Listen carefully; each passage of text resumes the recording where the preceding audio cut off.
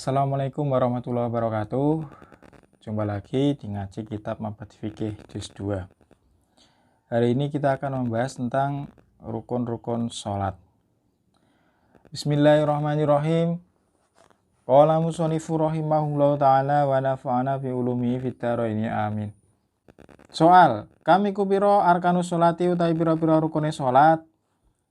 Di bab 1 atau juz 1 sudah dibahas tentang rukun sholat, di juz 2 dibahas lagi rukun sholat.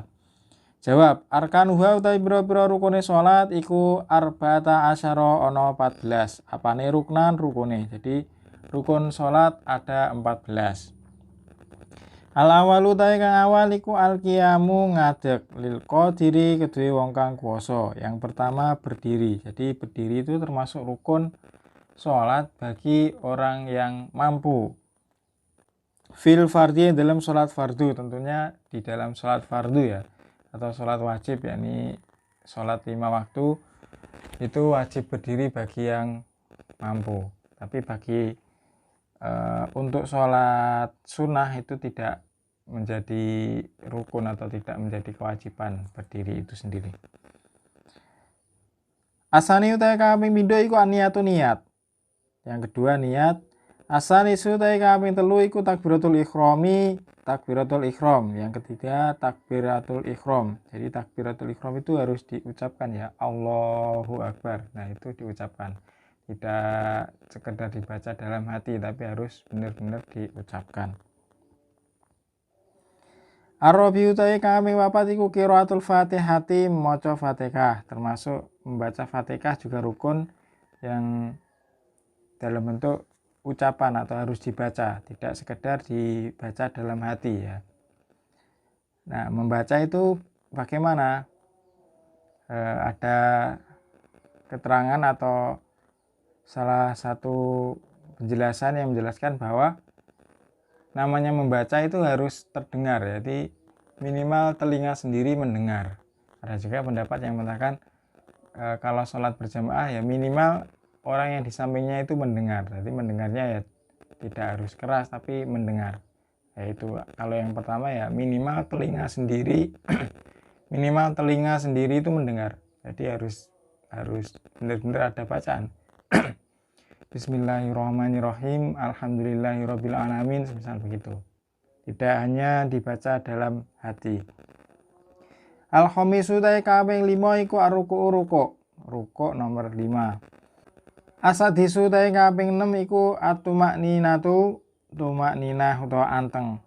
Fi ruku'i dalam rukuk wal itidali lan itidal was sujudi lan sujud wal julusi lan lungguh duduk di antara dua sujud. Rukun yang nomor 6 adalah tumakninah. Jadi tumakninah pada setiap gerakan seperti rukuk, i'tidal dan sujud dan duduk di antara dua sujud. Jadi ketika rukuk harus tumakninah. Kemarin disampaikan bahwa tumakninah itu bagaimana atau seberapa lama berdiamnya tumakninah ya. Minimal cukup atau kira-kira untuk membaca lafadz atau kalimat subhanallah. Jadi Allahu Akbar, terus rukuk, subhanallah, kira-kira untuk membaca subhanallah itu sudah tumakninah. Maka kalau ada yang sholat tarawih begitu cepat, ya asal masih tumakninah itu masih nggak masalah. Tapi kalau sudah tidak ada tumakninah, nah ya harus dipertanyakan karena rukunnya sudah dijalankan atau belum. Asabi utai kang kaping 7 iku al i'tidalu i'tidal. I'tidal juga termasuk rukun atau yang harus dilakukan ketika sholat. Asaminu utai kaping 8 iku asujudu sujud. Atasi utai kaping 9 iku al julusu lungguh. Bainas sajdata ini ing dalem antarane sujud loro, duduk di antara dua sujud. Al-ashiru ta kaping 10 iku al-julusu lungguh li tasyahudil akhiri. Krana arahe tasyahud akhir. Yang nomor 10 duduk tasyahud akhir atau duduk tahiyat akhir. Al-hadiyah sarau ta kaping 11 iku tasyahudul akhiru. iku tasyahudu maca tasyahud al akhiru kang akhir. Yang nomor 11 membaca tahiyat akhir. Asani asara utawi kaping 12 iku sholatu ndonga sholawat atau maca sholawat ala nabi ing atase Kanjeng Nabi Muhammad sallallahu alaihi wasallam. Nomor 12 membaca sholawat. Jadi tasyahud dan sholawat itu dua rukun yang berbeda, tapi harus jalankan. Yang tasyahud akhir itu rukun tersendiri, sholawat itu rukun tersendiri. Dan tentunya di mana sholawat yang menjadi rukun atau sholawat yang wajib itu di mana? Fit tasyahudil akhiri ing dalam tasyahud al akhiri kang akhir. Jadi membaca sholawat pada tasyahud akhir. Nah, kalau pada tasyahud awal atau tahiyat awal itu apakah masuk rukun? Tidak, karena tasyahud awal sendiri juga tidak termasuk rukun. Asalisa sarautai kaping 13 iku atas limatu uluk salam.